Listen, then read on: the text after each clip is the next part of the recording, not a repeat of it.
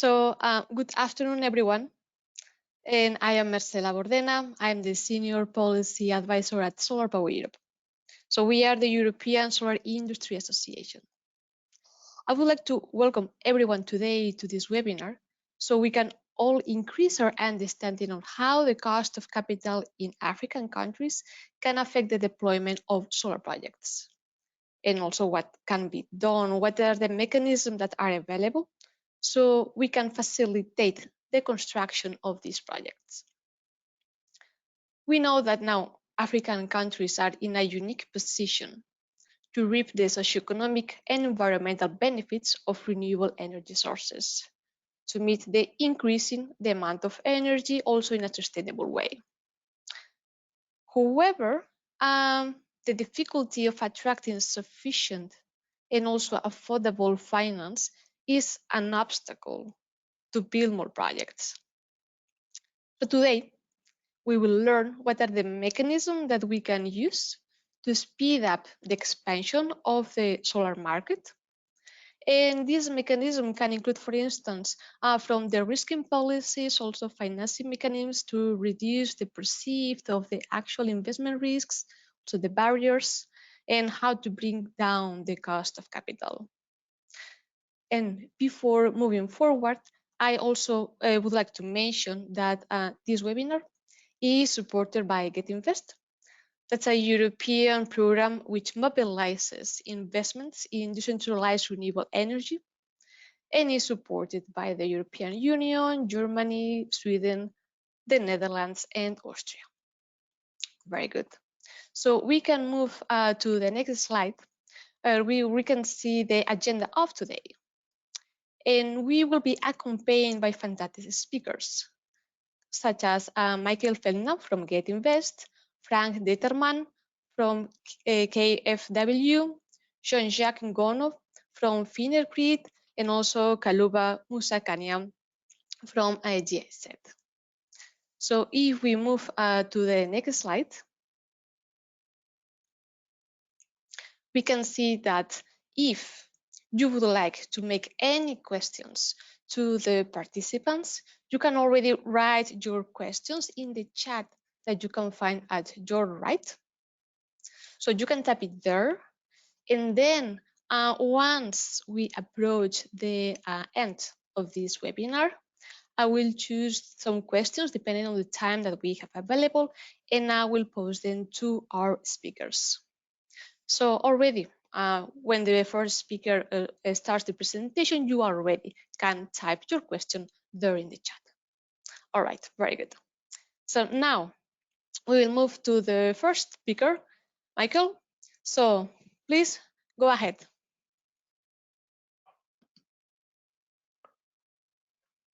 Hi, so now I've got control of these slides now. And you can hear me. We can. Perfect.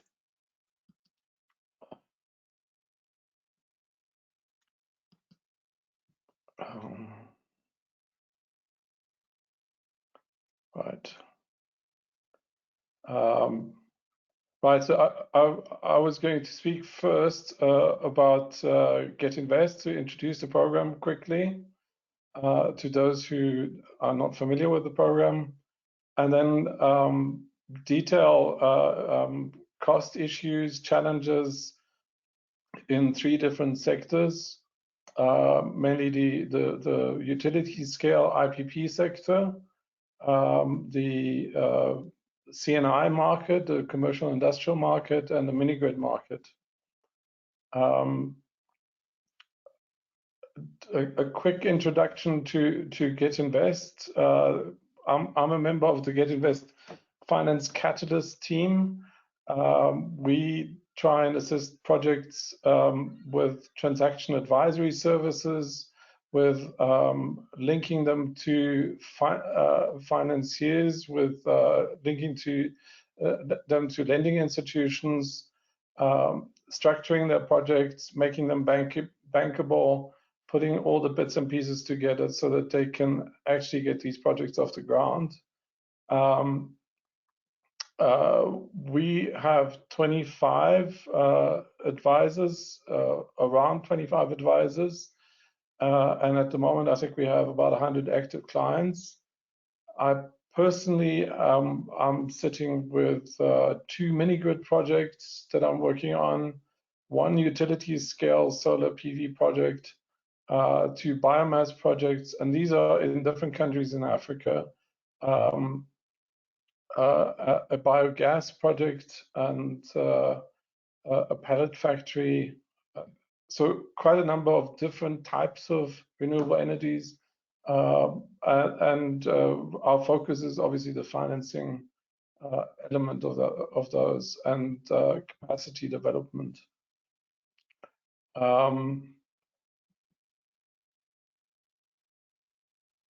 Yeah, so for the purpose of this webinar, first I wanted to show what kind of projects we deal with, but I highlighted with these green boxes the ones that would be mentioned in this webinar. So we're also looking at issues like storage and hydrogen and e-mobility.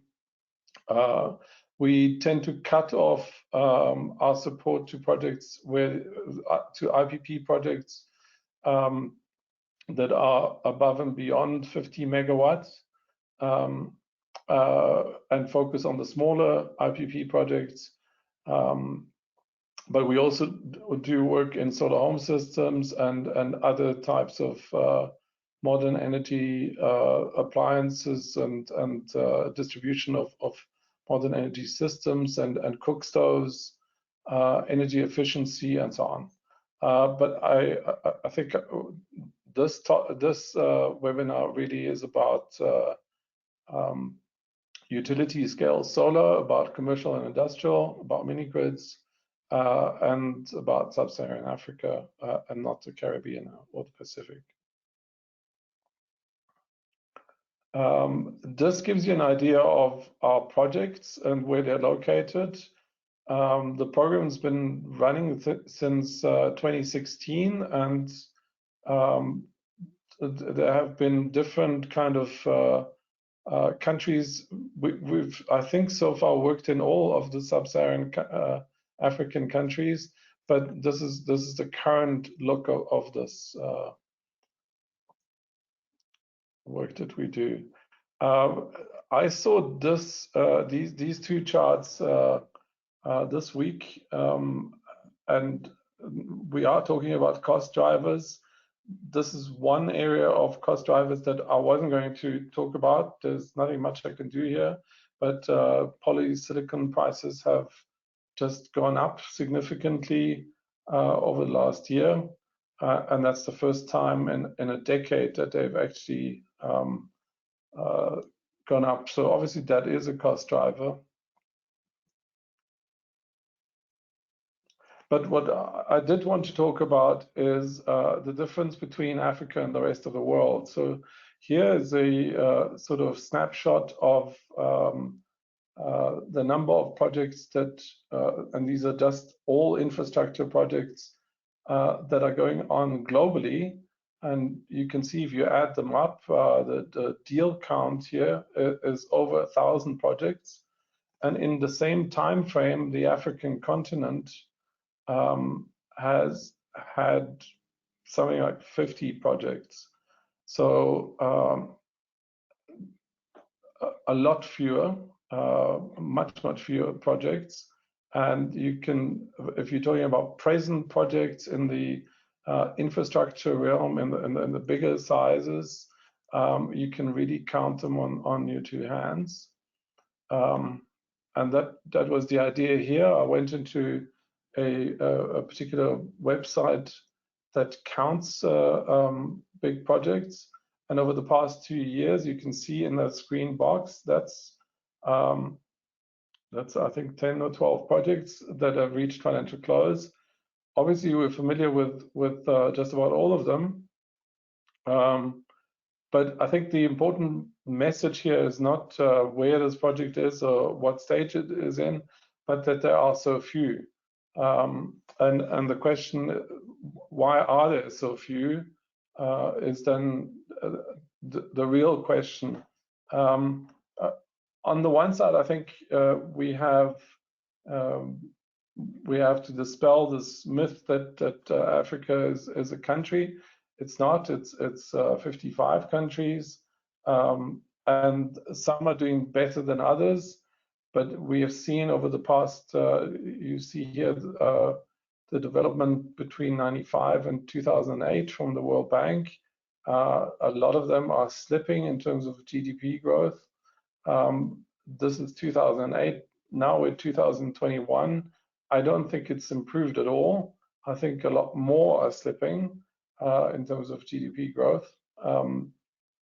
And importantly, on the right-hand side of the slide, there were remarks made by Anton Eberhard, a professor at UCT in energy policy, about issues that are sort of prevalent in African countries in the energy sector. And these issues, he made those remarks in 2007, they're pretty much still the same issues. Capacity issues, fairly poor at planning and coordination. The electricity tariffs are notoriously low, so we are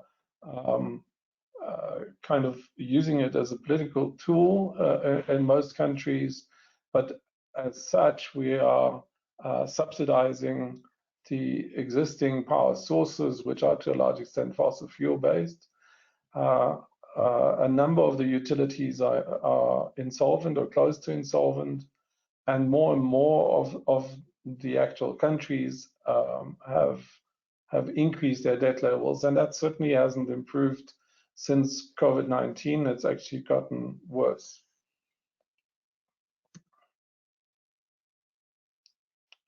Some of the developments that we have seen is that the reverse auction process, the bidding mechanism, is pretty much become standard around very few projects that are actually going through this.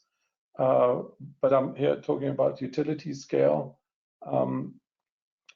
If you look at reverse auction as a process where price becomes a determining factor, then obviously your cost of capital is also a determining factor.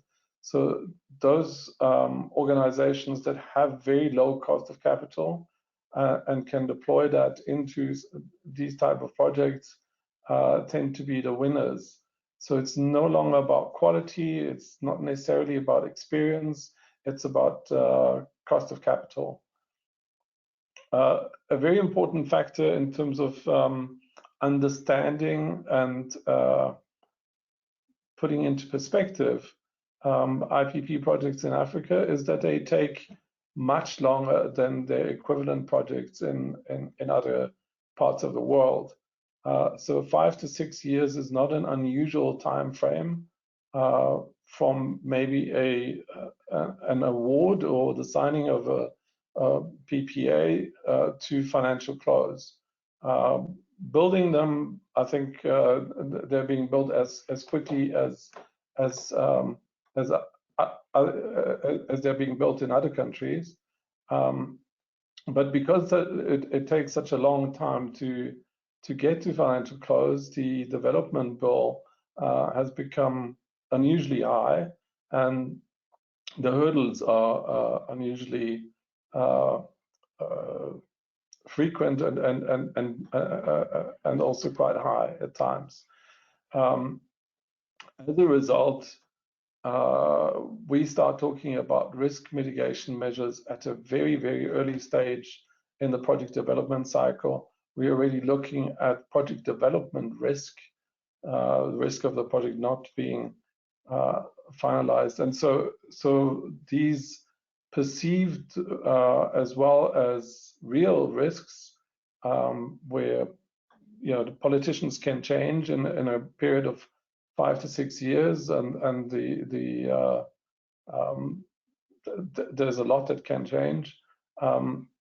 These perceived risks are starting to be built in to the cost and are playing a bigger and bigger role. So in the utilities area, we can say for one thing that's sure is that the people that are likely to win such projects need deep pockets, because they need a very long runway.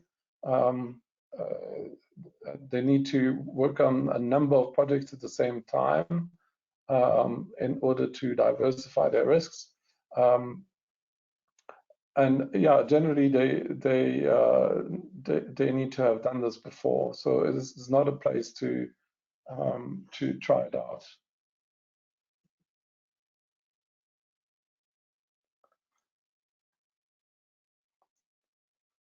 Yeah, here's sort of what should we do in order to make this easier. Just a list predominantly comes from Bloomberg. A list of ideas of what sort of a wish list. We need policy stability.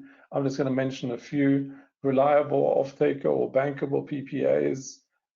There have been several instances where the PPAs, where the private sector had to go back to government and say that PPA isn't actually bankable. The restrictions that governments place on private sector participants are often quite rigid and make it even more difficult. That's on the electricity sector. Certainly also, if we want to progress this to the level that it should be progressed, then we need some more domestic institutions that are playing in the space. They need to be capacitated. The regulations and the incentives to play in the energy sector need to be increased for local institutions, financial institutions, and we need more dedicated instruments as well. I think what I'd like to add to this is that, for a number of decades on the African continent, most countries' energy sector was a government-regulated sector. It was the purview of government. So now that the private sector is playing a large role here, the banks have to get used to that idea. They have not been prepared to be active in this. I might want to exclude South Africa here, where they have already got about a decade worth of experience.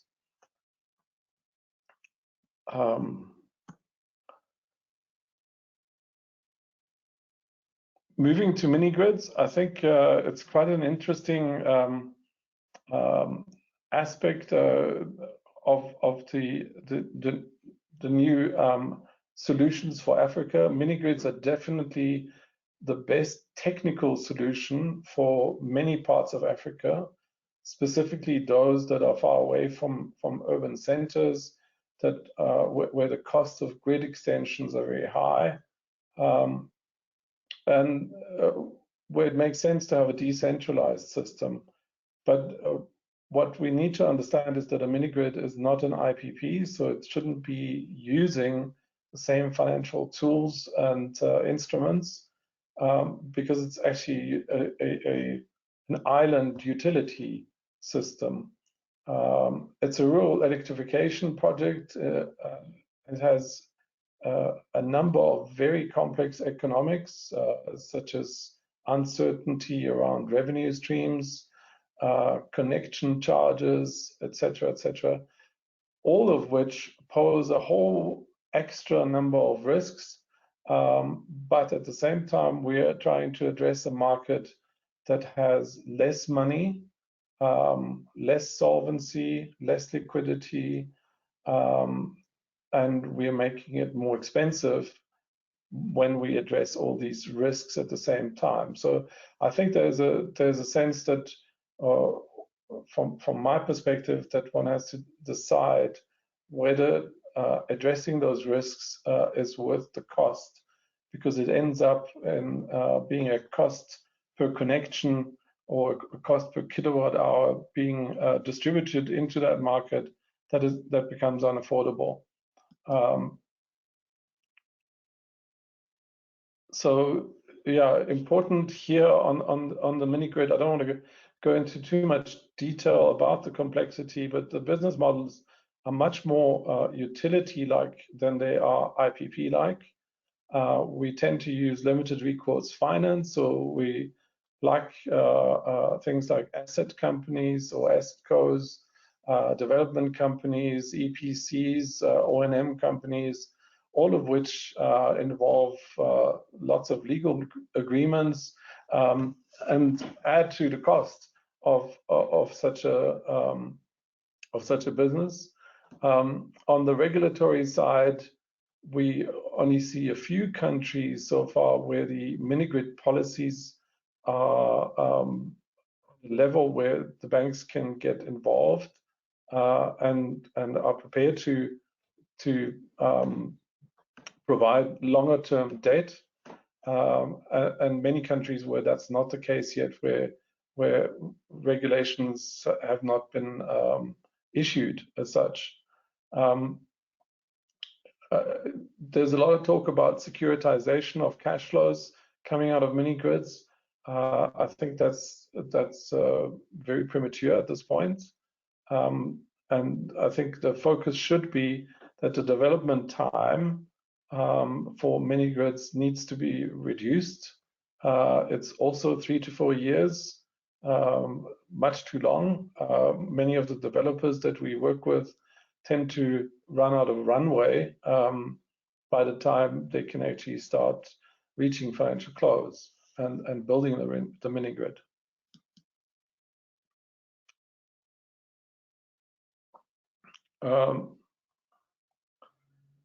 Yeah, the stumbling blocks, concessions, bankable concessions are a key stumbling block. We see that single mini grids are not a economically viable option. If we can bundle them together into a portfolio of 20, 30 mini grids, then they start showing some level of viability, but they still definitely need subsidization in the form of grants. When it comes to grants, there's a current fad around results-based finance. The results-based finance kind of means that somebody has the money up front and gets refunded. Most of the developers that we work with don't have the money up front, so results-based finance in mini-grid situations tends to be a little bit counterproductive. The other risks that people tend to work on and try and mitigate are the currency risks, because obviously now on a mini-grid you are dealing not with government nor a utility, you're dealing with end customers and they're paying in local currency. So you need to find a way of, if you're coming in as a hard currency investor, you need to find a way of mitigating that currency risk. One of the things that I've just recently calculated is that the number of agreements and the involvement of lawyers in mini-grid projects ends up costing roughly $20 per connection. So we need to get smarter. We need to standardize the legal agreements and not reinvent it for every single mini-grid project. It takes too long and it costs too much. Again, a little wish list.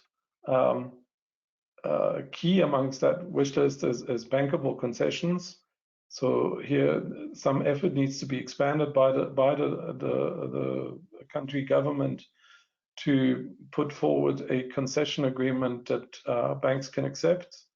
That relates to what happens when the grid arrives. Do you buy buy the assets, what happens in a force majeure situation, and so on.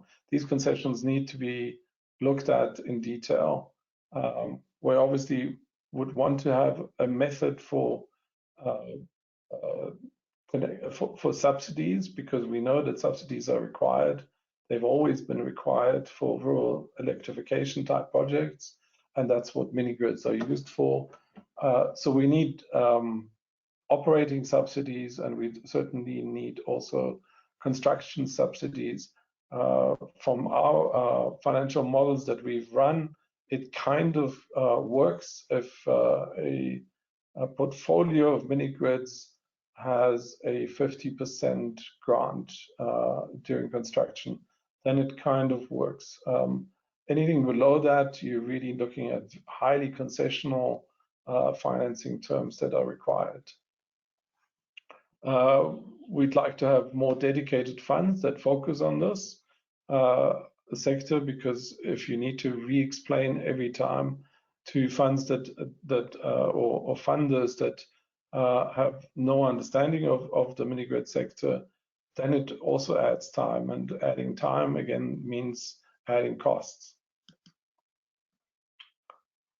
The last area that I wanted to just talk about a bit was the commercial and industrial sector.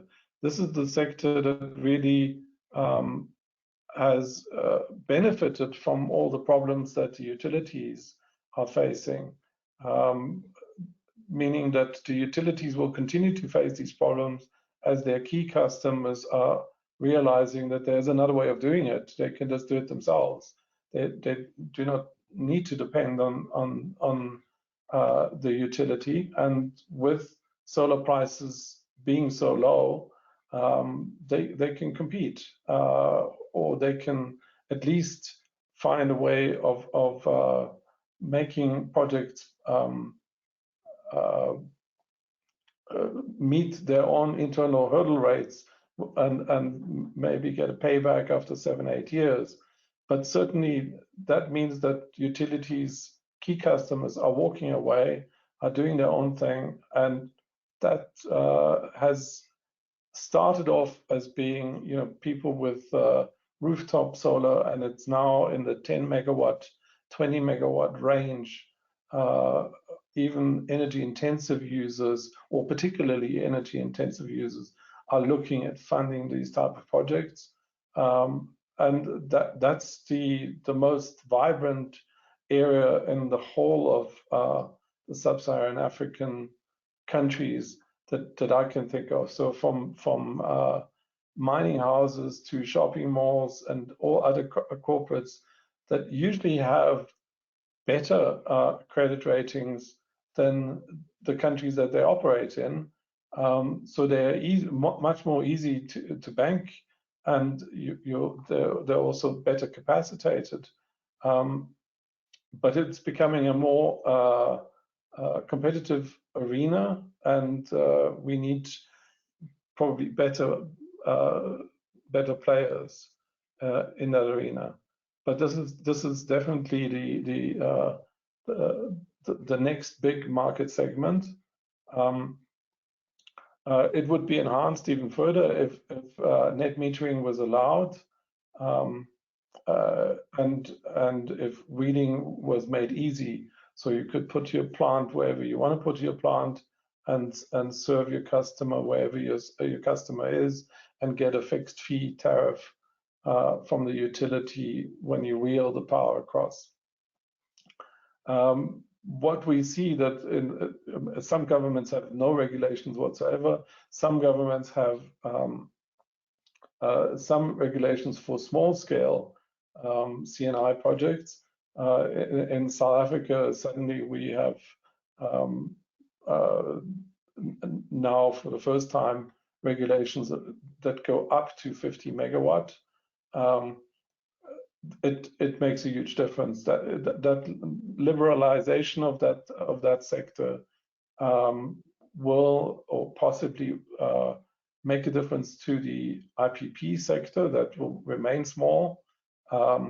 It will make a difference to the banking system, because the more such projects come in front of the banks, the more they will have to learn about this segment.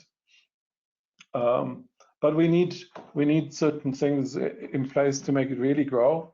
Net metering would definitely be an interesting area to introduce. Clarity around the rules on self-generation of power, wheeling, and what I have seen is that corporates need quick answers. How much is it going to cost if I want to put 5 megawatts down? Give me the answer in a quote format, even if it means a 20-year PPA answer. So you also need dedicated funds, and when I say dedicated funds, I also mean dedicated instruments to make that sector work. It is a sector where there is still quite a bit of price dynamic going on, so people can sell quality over quantity, but that will surely change pretty soon in the more mature markets, and then you will find that the corporates will also use reverse auctions to buy their power.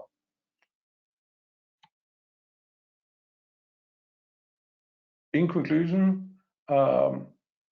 just to sum up, IPP market competitive and remains small. Long development cycles are causing additional costs. The mini-grid sector is certainly still very much dependent on grant support. We need to get governments to understand that they need to put regulation in place so as to deal with the already complex business models that are there, but to reduce time and cost to market. And lastly, the CNI market is one to watch. It needs some standardization, it needs some liberalization, and it needs dedicated funding mechanisms. But it's definitely thriving in Southern Africa. That concludes my presentation. Perfect. Thank you very much, Michael. And before moving to our next speaker, actually, I would like to make you just one very brief question. So you have mentioned that actually risk mitigation measures are a central feature of project financing structures, right? So I was wondering whether you can elaborate on this, whether can you provide a little bit, like 2 sentences, more information about these risk mitigation measures? Well, we start off with, I mean, there's a whole bandwidth of risk mitigating tools, from sovereign guarantees to partial risk guarantees to off-taker escrow accounts to reserve accounts inside the project, all of which just like add up. Some are definitely necessary because those risks are real. Others are not so necessary. So if we look at how many projects in Africa have actually defaulted, then you question, why did everybody require sovereign guarantees, and why did we need so many and spend so much time trying to get them? So there is a difference here between perceived risk and real risk. But I think that, you know, when you're in the thick of these transactions and the lawyers point out that there is a risk, immediately you will go, you can't say, oh, I don't see it as such. So whatever risk is being seen, is being perceived, will be looked at, will be put to one side or one player in the project finance structure, and that player just charges for that risk, and then everything becomes more expensive immediately. I hope that sort of answers the question. I think it's a separate webinar. It's just to list all the risk mitigating tools. Thank you very much, Michael. So now I have the pleasure to welcome Frank Ditterman. He is from KfW Development Bank. Hi, Frank. Hi, good afternoon. Thank you. Yeah, my name is Frank Ditterman. I'm representing KfW Development Bank. KfW Development Bank is part of the KfW banking group. And the Development Bank is the leading development bank in Germany. And as such, we are implementing the financial cooperation with developing countries for the German government. With that, given the advanced time, I'll try to head right into the presentation. Yeah, here we go. Taking a bit time for the slides to move forward. Can you put on next slide? Okay, here we go. Just briefly, what I wanted to talk about a little bit is as to how we view the sector context of energy in Africa at the moment as Development Bank.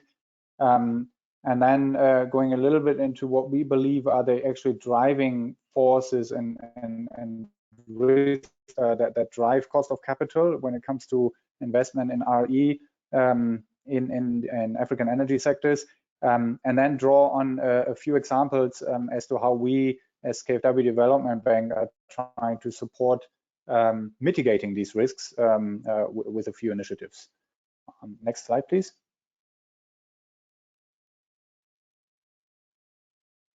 So basically, I guess by now the first point is quite self-explanatory and is actually mainstream that the development of renewable energies is actually the leading, will be the leading source of energy in the future.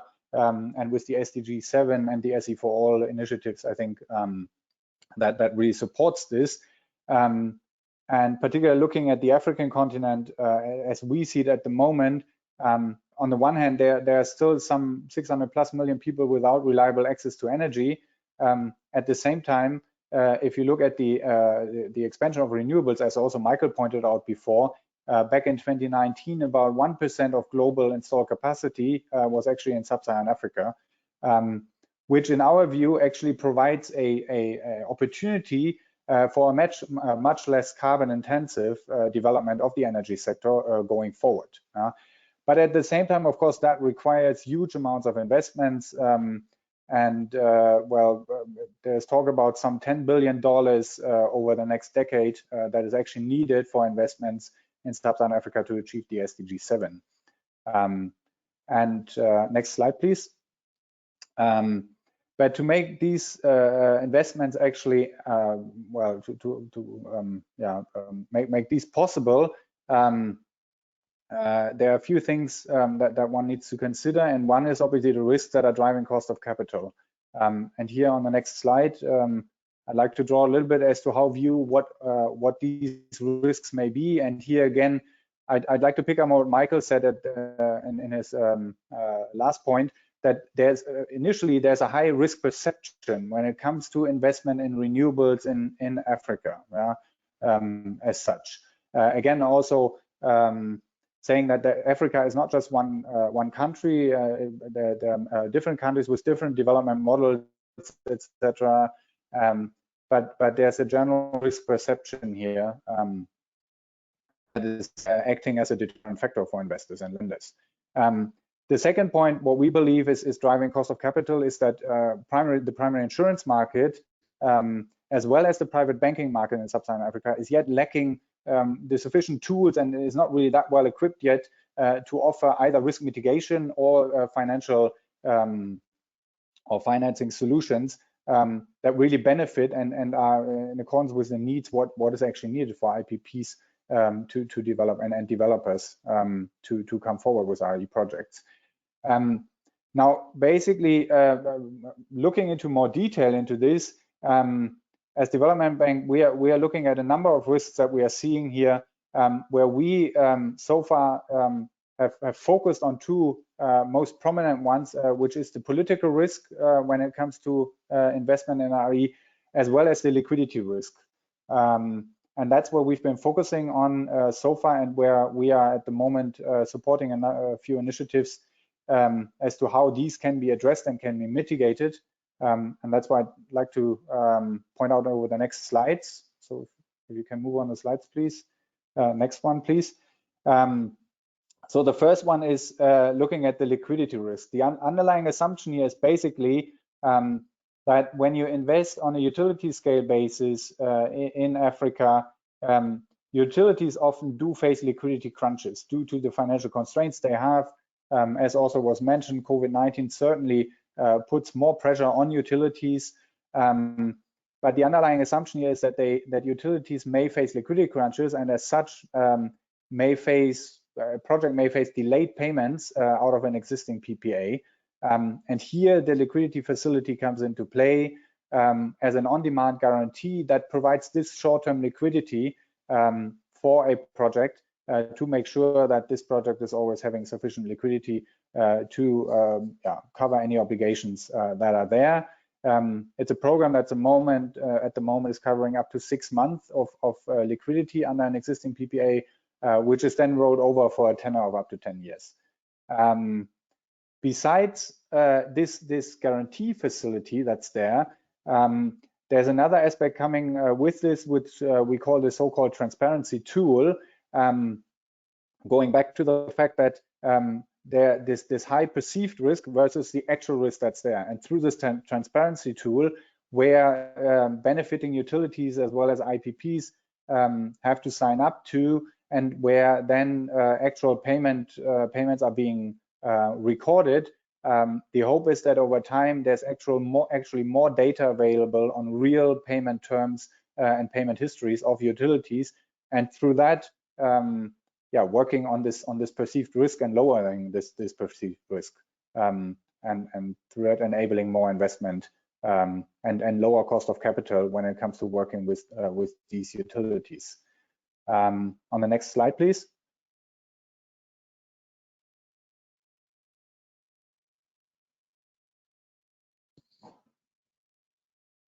Can you go on the slides?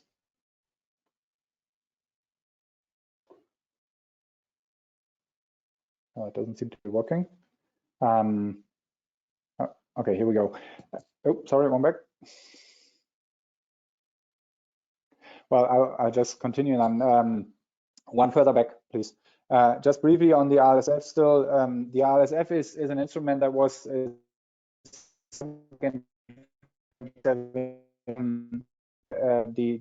founding partner is the African Trade Insurance that's also providing this initial guarantee. And as KfW, we are supporting this under the mandate of the German Bilateral Financial Corporation. And we are currently working also with our European partners, the AFD and CDP, supported by the European Commission under its EFSD program to further enlarge the insurance capacity throughout the next years. We currently have insurance capacity of some 60 million euros, and as I mentioned, we are working on increasing this to up to 100 million euros of insurance capacity. And the facility as such, on a regular basis, is available in ATI member countries, as ATI is the primary insurance giver here or provider. But obviously, projects in other countries are considered on a case-by-case basis, which is also happening. And this is through this mechanism we are, as I mentioned, trying to support this liquidity risk and support this potential liquidity crunches that utilities may face in observing their PPA obligations. And the second tool that we are supporting, next slide please, is looking at the political risk when it comes to RE investment. And here we are cooperating with the African Energy Guarantee Facility, the AEGF. Next slide, please. The AEGF is a reinsurance facility. And here the prime objective is to, first of all, get reinsurance facility to the RE market in sub-Saharan Africa. So through that, actually enabling primary insurance companies to offer partial risk insurances in this particular segment.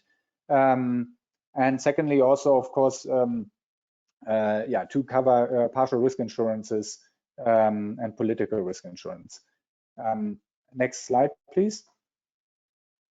And what the AGF actually does cover is, as I mentioned, it's political risk. So anything from confiscation, expropriation, etc. But it is also offering reinsurance facility for extended political risk. So basically, that comes down to breach of contract by government parties. But also individual policies are available and can be designed on a case-by-case basis. And I think that is a very important tool that we have here, the flexibility, because what we are already seeing in building up this portfolio under the AGF is that from country to country, there are different risks, and also from project to project, there are different risks that may need an additional cover. Yeah, as was also pointed out by Michael earlier, when the lawyer starts saying there's a particular risk here or there, then that sticks out, and there's flexibility under AGF to also address this and see whether a cover can be provided. Next slide, please. Just briefly on AGF, it's actually it's been there for a few years already. It's been founded by the European Investment Bank and Munich Re, together with the African Trade Insurance Agency again.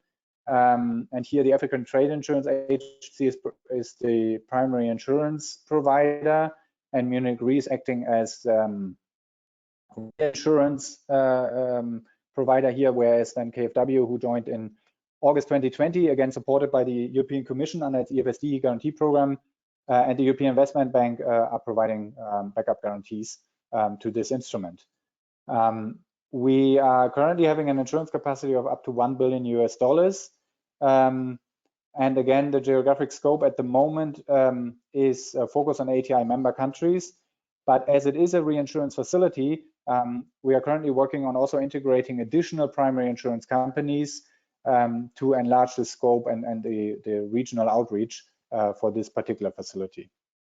And these are the two instruments that, as KfW Development Bank, or two amongst other instruments that we are applying at the moment to address the topic of the high cost of capital and how this can be mitigated and how risks can be mitigated when it comes to RE investment in Sub-Saharan Africa.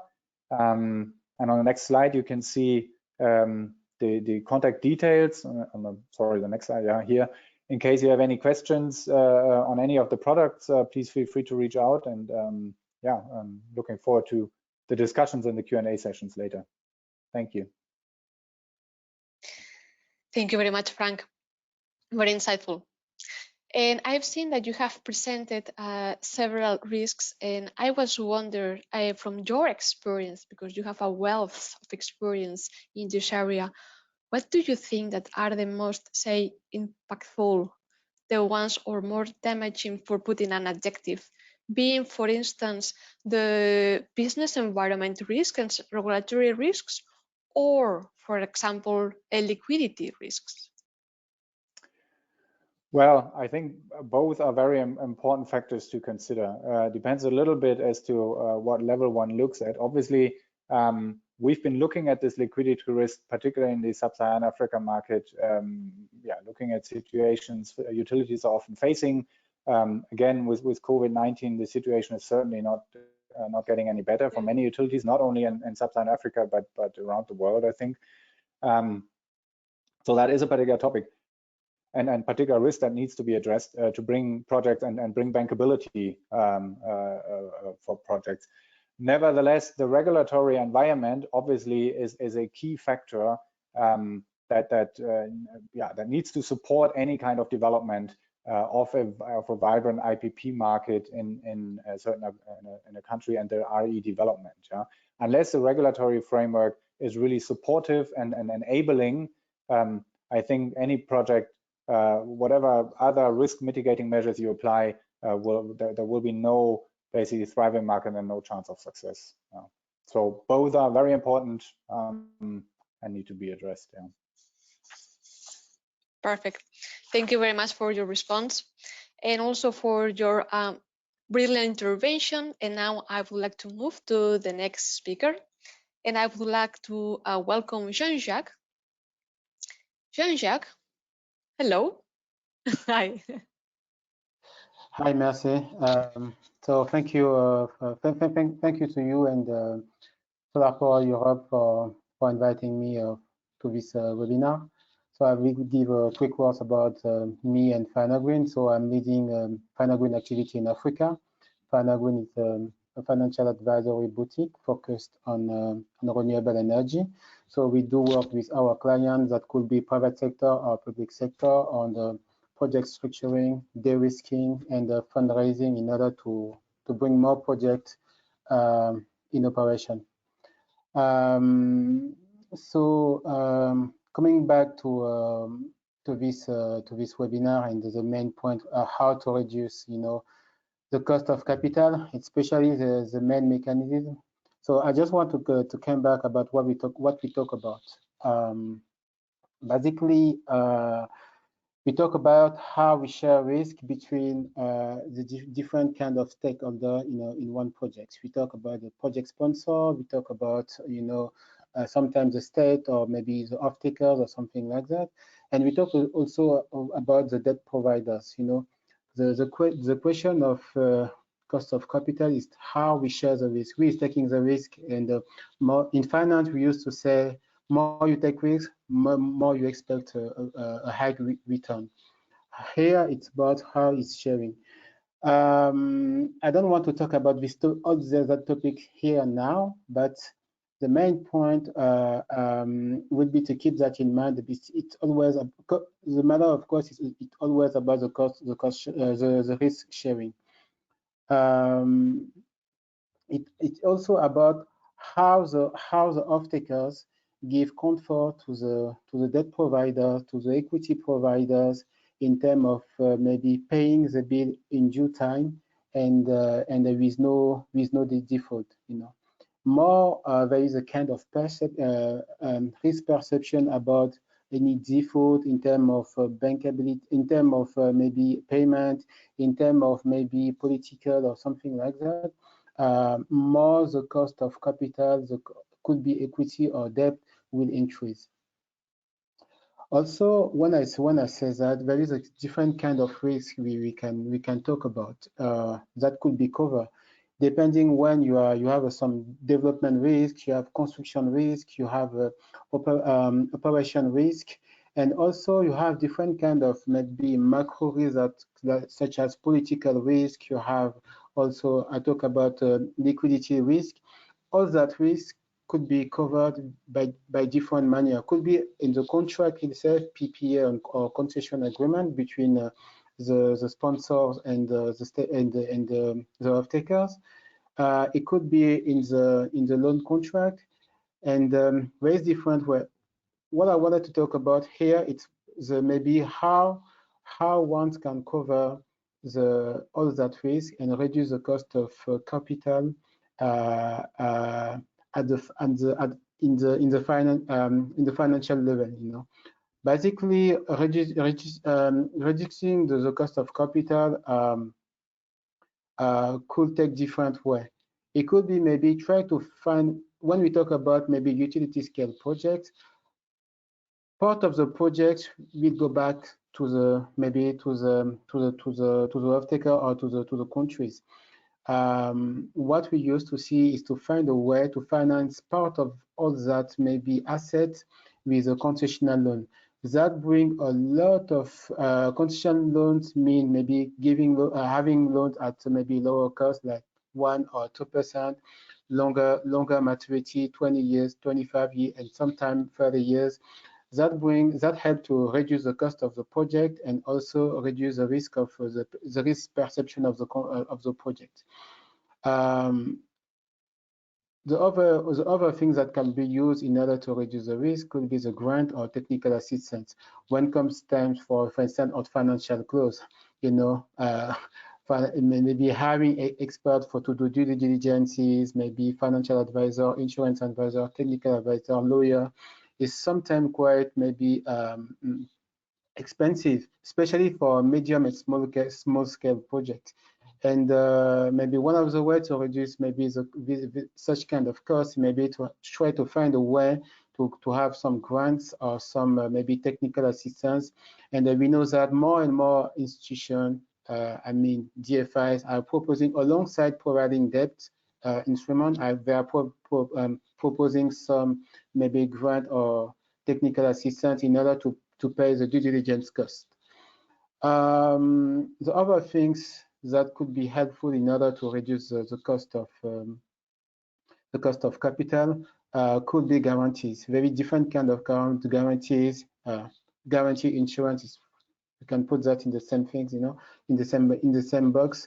And very different kind of insurance and guarantee, depending what you want, what kind of risk you want to cover, and you can use different kind of guarantee. It could be ATI, Frank just talked about. There is also maybe PRG from World Bank, from French Development Agency, from African Development Banks, from many maybe bilateral institutions do provide maybe guarantees. Could be to cover different kind of risk, could be liquidity risk, could be political risk, etc. That help a lot to reduce the cost of capital.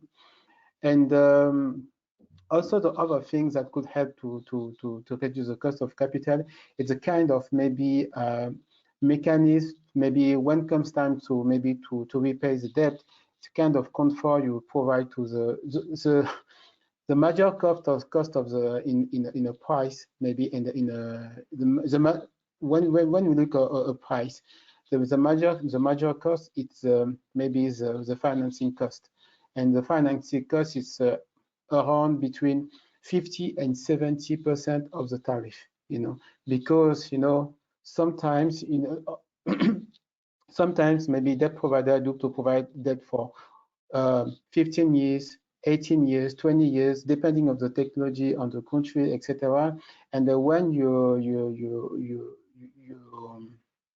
when you see when you make the sum of the total cost during the period of the concession, you find out that the major cost of in the tariff is the financial cost. One of the way to reduce a bit the cost and maybe to reduce the cost of the loan would be to maybe to use maybe a letter of credit, maybe to give more guarantee to the bank that even if the off-taker doesn't pay in due time, they will be paid with a letter of credit. That is there's a bunch of mechanisms that one can use in order to reduce costs, depending what you want to cover, at which stage you are into your project, and you see more and more mechanisms coming to the market, especially in Africa, and the market changed a lot, and it moved quite fast. That's what I wanted to say very briefly about you know, how to reduce the cost of capital in renewable energy projects in Africa. Fantastic. That's very, very, very useful. Thank you. And I just was thinking actually, whether could you provide some example of a project has been built recently, and what specific, like say, mechanism have you used to speed up the process? Yeah, there's so many projects we are currently working on. Let me give you one example.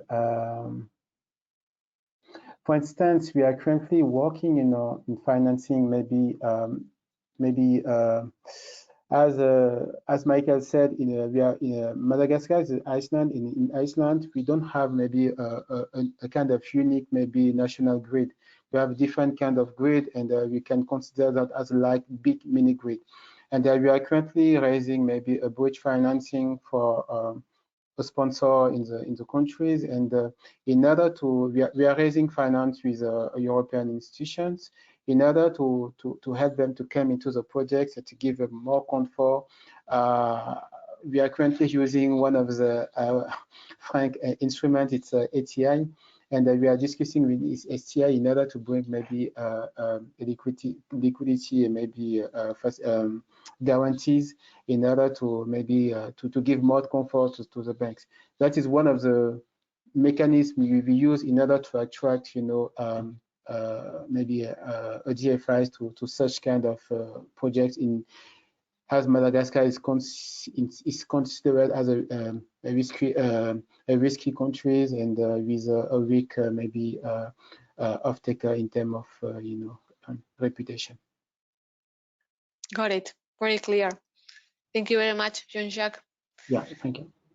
And now I would like to invite to Kaluba, the last speaker. And Kaluba, hi, welcome. Thank you so much. So good afternoon, everyone. My name is Kaluba, as has just been mentioned. I am currently working with GIZ on their Green People's Energy Project, which is in a few different countries, but I am located in Zambia. So my presentation will be largely dependent on that context. So just very brief project background. The Green People's Energy Project basically aims to improve the conditions of decentralized energy supply in rural areas in certain African countries. As I mentioned, I am currently in Zambia. And one of the ways that we aim on doing this is through vocation and educational training regarding solar technology. And this will be implemented through training institutions that we will be partnering with. So we have 3 action areas. The first one being the developing the basis for the implementation of the project. The second being the implementation of the actual solar courses that we will be helping create. And the third is the long-term sector development, which will be supporting private sector and promoting solar energy awareness. So just regarding the reducing of cost of capital within Africa, I'll be looking more at the determinants and things that we have noticed, especially because we partner quite largely with the Solar Industry Association of Zambia, the things that have definitely impacted access to projects and making them quite expensive. So the first point would be just the current exchange rate and the fact that almost all solar in the country is imported from outside, usually in dollar amounts. Obviously, there can be euro and other currency, but majority of the products are brought into Zambia are paid in dollars. And if you look at the exchange rate in 2017, the kwacha was about 7 to 8 kwacha to $1. In 2019, it was about 11 to 12 kwacha to $1. And in 2021, depending on where you look, today it would be about 23 kwacha to $1. So the fact that you are importing your goods in from outside of the country and you are trying to resell these goods basically just means that you have to continue increasing your prices. So something that would have cost perhaps 400 kwacha in 2019 became 800 kwacha within the space of 6 months in 2020. So it is very difficult for investment in projects to get done when there is no assurance of what the exchange rate is going to be. And unfortunately, a lot of companies do not always do their market research. So they will seek out funding for a project. And when it is time to implement that project, that they need to bring in the appropriate products from abroad so that they're able to implement it wherever it is.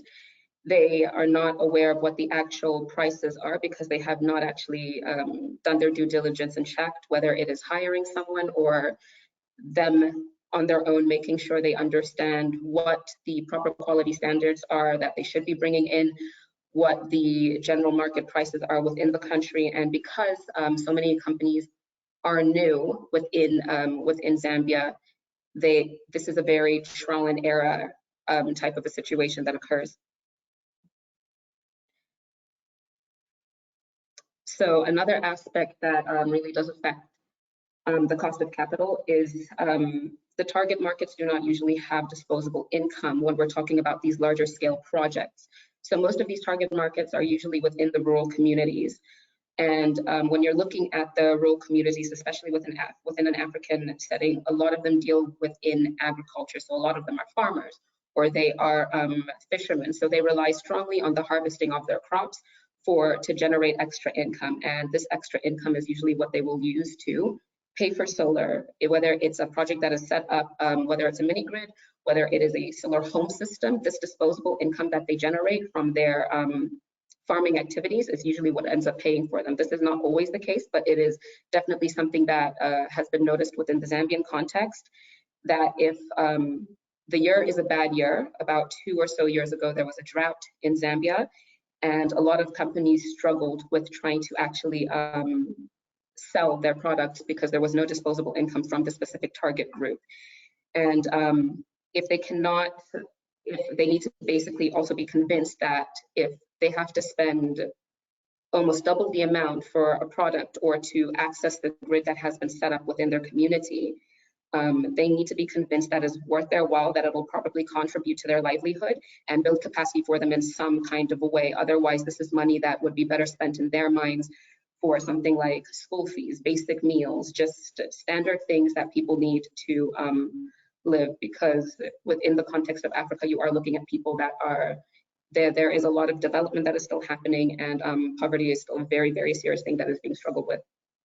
So areas that can be considered, especially if you're thinking about doing projects, is what are the actual necessary solar projects that can actually build the capacity within the communities that you are going into, and also understanding how accessible the solar is to the communities that you are going into. And a very clear example of this is certain areas are located in swampland. So literal access, do people have to get on boats? How many kilometers do they have to walk? Is this half a day's walk? How long do they have to plan? When they actually get to the areas where this renewable energy is accessible, can they actually pay for it in terms of, are there pay points available at these places? Do they just have to move around with cash? Is that safe, etc.?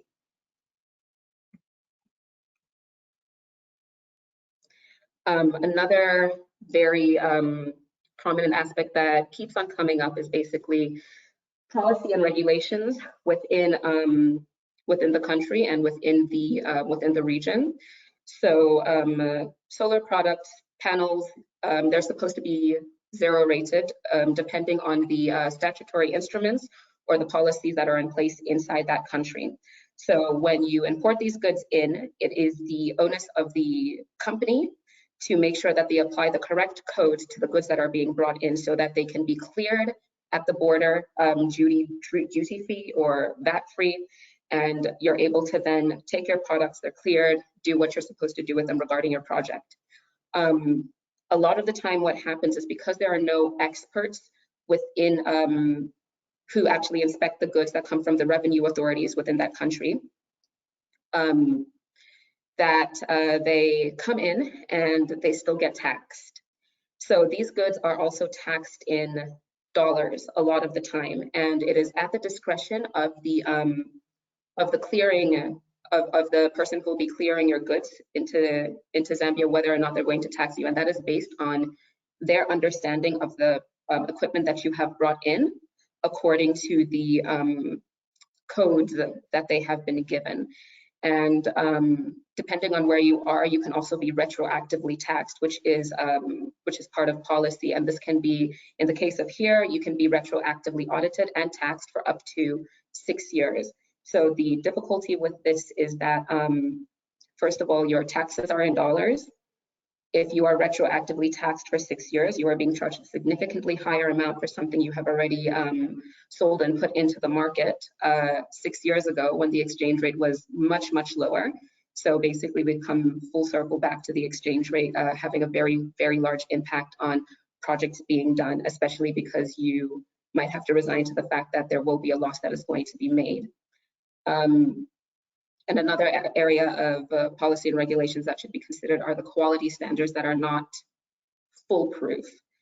So any type of solar product can come into Zambia because there is no full understanding of what the actual quality standards should be.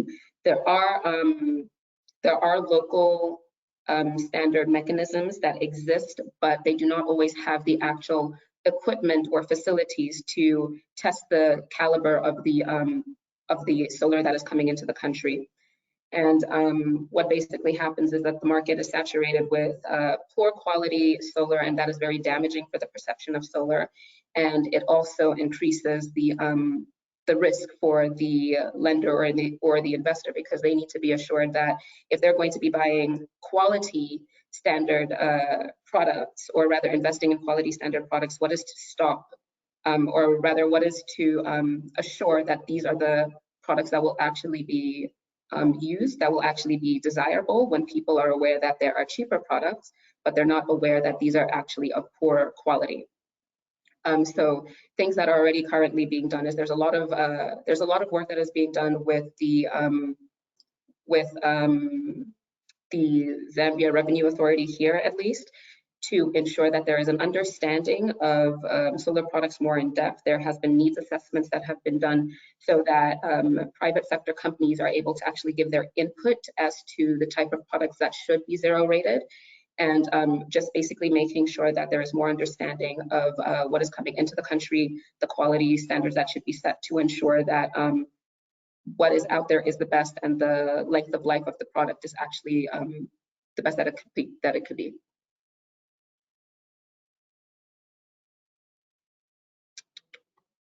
Sorry, it is just lagging a little bit.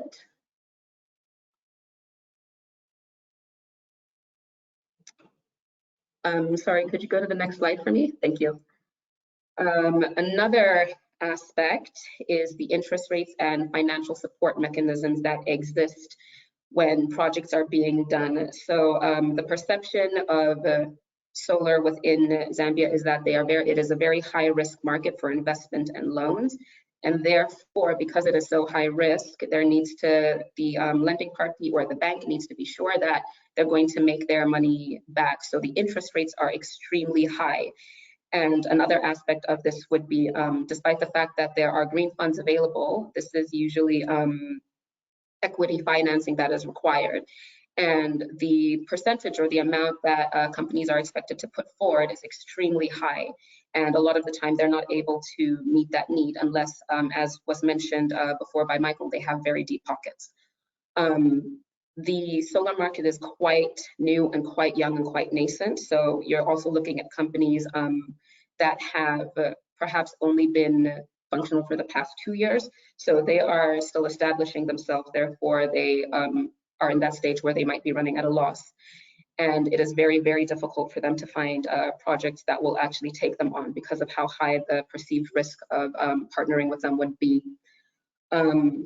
And a lot of the time loans happen again in dollars or in a foreign currency, but they need to be paid back in that currency after being distributed. The local currency is then what is used, but because of the exchange rate, what you might end up paying back will be significantly more, and that is on top of the interest that has already incurred, that was already much higher than it would have been if perhaps in a different sector. And unfortunately as well, it is very difficult for banks to understand business models that cater to the renewable energy sector. So you might find that if a project needs to take out a loan, so if a company needs to take out a loan so that they're able to partner or be funded by an external entity, that their business model caters for them to be only able to pay that loan back within 7 or so years, because they deal with a pay-as-you-go business model or a rent-to-own business model. And because of the nature of these models, it'll take a very long time for them to even have the money returned to them, and therefore it takes a much longer time for them to even get it back to the bank. So actually understanding the dynamics within solar for private companies and other entities that deal with projects within the sector is extremely vital to make sure that the financing mechanisms that are put into place are realistic. So saying that you would be able to pay back in 7 years and the bank gives you a limit of 3 years means that you're not going to be able to take that loan. You might have to take a personal loan and redirect that money to a project, which is something that you do see happening quite often. And another aspect would be also just making sure that there is more collaboration between private sector, also industry associations who act as an intermediate between private sector, lending parties, and banks, to make sure that there is a general understanding of the mechanisms that are actually needed within the sector. So I think that most of the points in terms of how you can reduce some of these risks have already been mentioned prior by Jean-Jacques, which was a great presentation. And I would say for now, that is all I would have to say, so thank you. Thank you so much, Kaluba. Very insightful. So now we know more about the local context of Zambia. And you have provided actually quite like an extensive insights about the quality standards. So you mentioned that there are local standards, they exist, but apparently, at least is my impression, are not like full-fledged. So what would you say, what would be like the good recommendations for the people that are listening to us, that they should look specifically at to consider something that of good quality, or what, you know, these things? Well, I would say one thing that would save a lot of companies, considering that so many things are imported in, the benefit of that is most of these manufacturing companies that you deal with abroad already have quality standards that they have to ensure their products meet before importing them, or before they're even allowed to go onto the market. So if you are importing from a company, first of all, that already has these in place, you're able to use those quality standards when you come into the country, because a lot of the time they are actually, they can be global. Another aspect to just consider is that within the context of Zambia itself, there's certain things that you are able to just navigate around when you're looking at the quality of the products that you're bringing in. So the length of life of the product, the panels, the actual light itself, these are things that you can actually research. And I think a lot of people do not take into consideration how valuable a few extra hours to actually do your research, go online, go onto the company websites, look at fault rates of these of what you are bringing in. If you cannot find this information about what you're bringing in, chances are you shouldn't be dealing with that company anyways. I see. Thank you so much. Very clear. Now, I also would like to welcome the remaining speakers, the rest of the speakers, together with us to start a discussion, a Q&A session, and start answering some of the questions coming from the audience. Thank you very much. And for instance, the first one that is coming. So it's mentioned that one of the issues that most solar companies is facing in Africa is actually supply chain disruptions. So that's most especially because most of the materials and equipment needed to set up the solar plant, those are imported. Now, do you know if like there's like any specific framework that we can look at to fund local manufacturing and also the procurement of the equipment?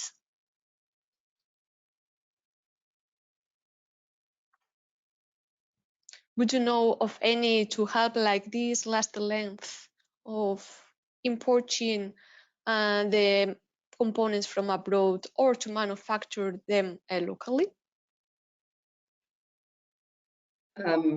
I think I could give just a slight insight into that. I think it very largely depends on the context of where you are and whether there is actually a market for that to be done. You will find that in some places, the cost of setting up a manufacturing plant so that it is local and more accessible to the nationals is not as easy as one would think. So it might actually, it makes more sense in their minds to deal with the current issues with supply chain rather than having to go through all of the effort of setting up a manufacturing plant, despite the fact that in the long term it would be a better option. So that is just my personal opinion, but I will hand over to one of the other panelists for their input. I would completely agree with Kaluba, but I think one of the things that this is a South African example.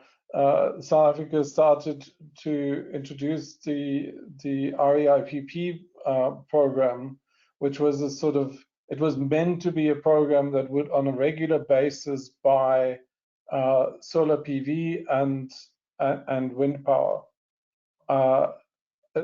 as soon as that program started, and it had a strong local content component, as soon as it started, there were sort of calls about, let's build our own solar assembly plants, let's build our own wind plants.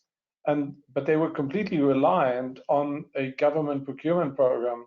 As soon as that government procurement program went into, let's call it a pause, these local assembly plants went into a crash. So a pause for the government ends up being a insolvency for those companies.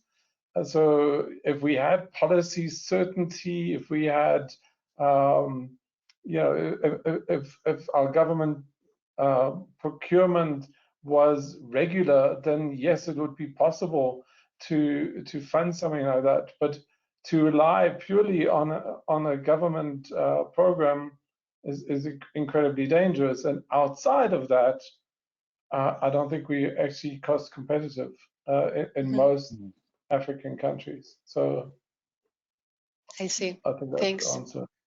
And now one question for all of you is very general. Actually, which African countries do you currently see that are the ones, like, say, more elaborated for solar investments, and which ones may soon follow?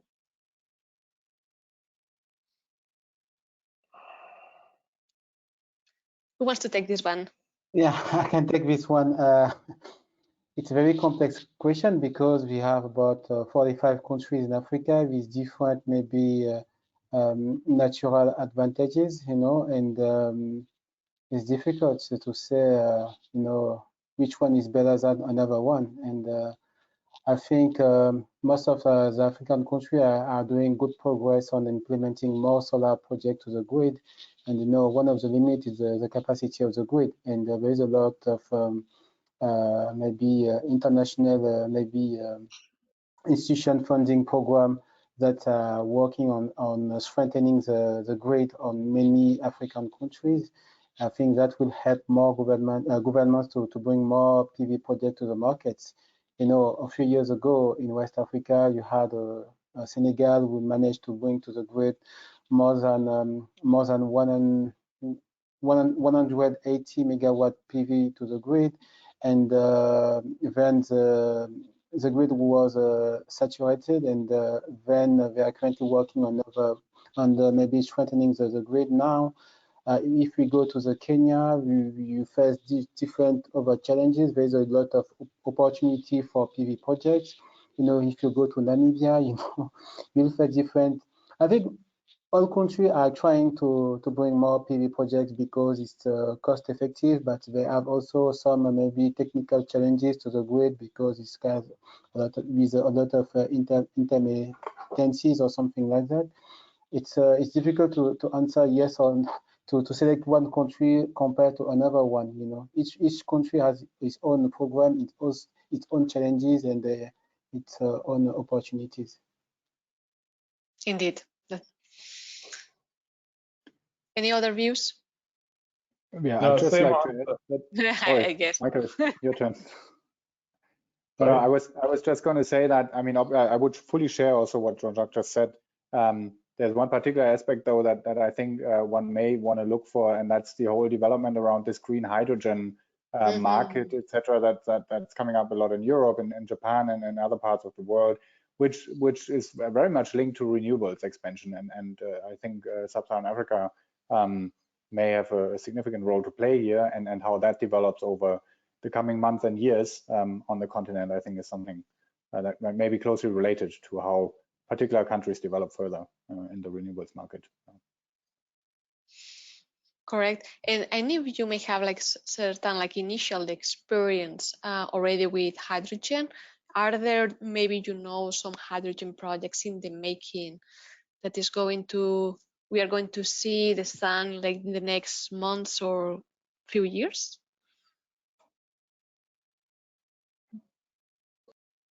I would say a few years now. Except no, to be honest, hydrogen is heavily linked to the size of the solar market. there is a strong link between the two technologies. Yes. And I think the first hydrogen project will come in South Africa and maybe in Morocco, in Egypt. When we talk about Africa, you know, where you have more developed, that is a more developed country in terms of solar projects. And I think it's where you can see maybe the first hydrogen project. I think Morocco just unveiled maybe first projects, hydrogen projects last week or 2 weeks ago or something like that. But for the remaining countries, I think the size of the market are too small now regarding PV market. You know, the most advanced one, I think it's except South Africa, it's Senegal. You know, and the other one, it's quite, it's a very, it's a very weak market in terms of PV. Right. And do you think that now looking to expand the solar market, that eventually may lead an expansion to the renewable hydrogen market? Do you think that, for instance, that the membership of African countries in multilateral agreements that may help to provide more guarantees and protection for the investments, so to reduce the cost of capital and mitigate the risks, that can help?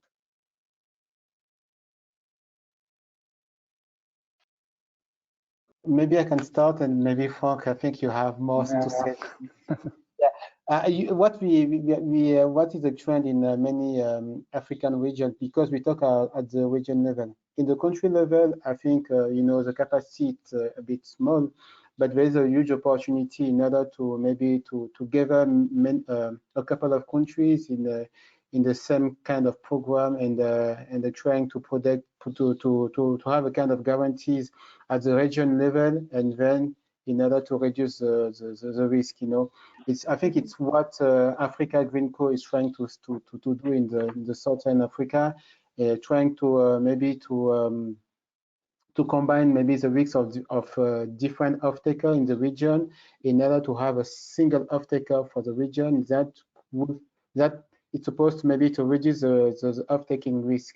And going with that, I think African Green Co is supported by some maybe international insurance and insurance program. I don't know if ATI is part of this one. I think in West Africa, the World Bank is trying to work in the similar things, you know, with the WAP, a West African power pool. You know, they are trying to have a single power market, you know, and with a large maybe PV plant in different countries, maybe such as Mali, Burkina Faso, and Gambia or something like that. And then they can sell the electricity to the whole region, and then such kind of program will need maybe large insurance program in order to give comfort to the debt providers. So I will leave you the floor, Frank. I think you have more to say than that me in that part.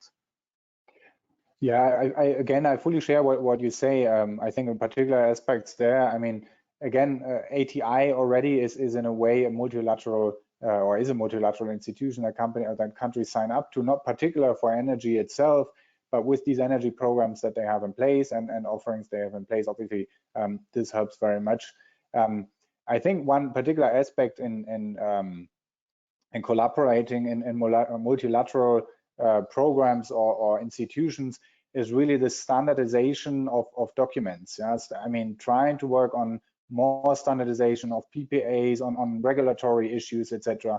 And here, I mean, for example, I mean, but I'm not really firm and not really in the details there, but the International Solar Alliance, where many African countries are also part of, is working on these topics. The International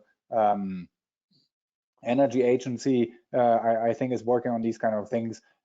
So that I think would have, given the nature of the many countries and relatively small markets, yeah, compared to other parts of the world, this standardization could very much help in bringing more bankability about and reducing cost of capital, because obviously for financing institutions, the more standardized documents you can look at, the easier it is to do the due diligences, etc.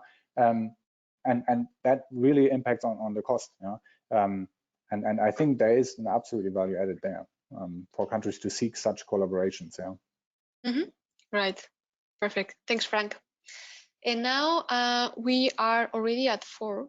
And before closing, actually, I would like to make you one last question, because we have been talking about like big, like large scale solar for instance, like renewable hydrogen projects, etc. So that's big.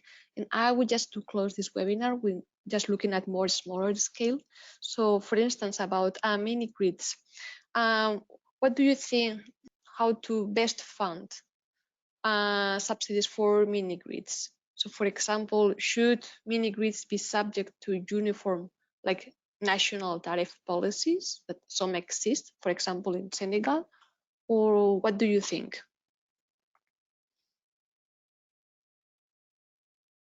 Can I answer that? Maybe I think because it's a subsidy. I think about half of the construction cost needs to be in grant format just to make mini grids viable. And I'm talking not about single mini grids, but it needs to be a portfolio of mini grids to make anything viable. I see. That's the first part. Secondly, we seem to be using the same tool set. So we use limited recourse finance on mini grids, but they're utilities and they have no off-taker. They have maybe 1,000 different customers as prepaid customers. So limited recourse finance doesn't really address this complexity that mini grids bring in there. And I think your main question was, where should the subsidy come into? I think initially we need a capital subsidy, a first loss cover in the form of equity and or subordinated equity, or simply a grant, and then we need a capital, an operating subsidy to subsidize every kilowatt hour that is being consumed. Because what you find is in many countries they deregulate the mini grid environment and they say you can charge cost reflective tariffs. It's all good and well to be able to charge cost reflective tariffs, but it's impossible if people can't afford them. So it doesn't make any sense to charge those tariffs if people can't pay for them. So there needs to be a better understanding of ability to pay versus cost reflective tariffs. Right. Thanks, Michael. Maybe, if I may, I can add something on that. In addition to what Michael just said, I think it's also a matter of the size of mini grid. You know, if you have a well-designed program, a large one, I think you can design that and finance that with a non-recourse financing. It's always a matter of size, and the bigger is the mini grid, and the less you need the subsidies in order to make it bankable. That is a point. You know, for instance, you know, you have one in a tender. What is going on in what is currently going on in Zambia? I think there is a tender for big mini grid in Zambia, in GRC as well. And it's a well-designed maybe a program, and that works quite well with subsidies included in such large program. And that is the only way where you can have maybe a good competition and good price for the final customer, and limited maybe grant, I think. Perfect. Thank you very much, Jean-Jacques. Any last comment, or we can close this webinar? So enough for today. Okay, maybe it's about time. So before saying goodbye, I really would like to say thank you to everyone, to each of you, Kaluba, Frank, Michael, and Jean-Jacques, for your insights, for your presentations. Thank you very much, and I'm sure that the audience has appreciated your information, recommendations very much. And just last words on my side. I would like to say again, this webinar is supported by GetInvest. And this is a European program that mobilizes the investments in decentralized renewable energy, and is supported by the European Union, Germany, Sweden, Netherlands, and Austria. And now, yes, this is all for today. Thank you very much, and I wish you a great rest of the day. Thank you. Thank you, Mercy. Thank you very much. Have a good afternoon. Bye-bye. You too. Bye. Bye. Bye-bye. Cheers.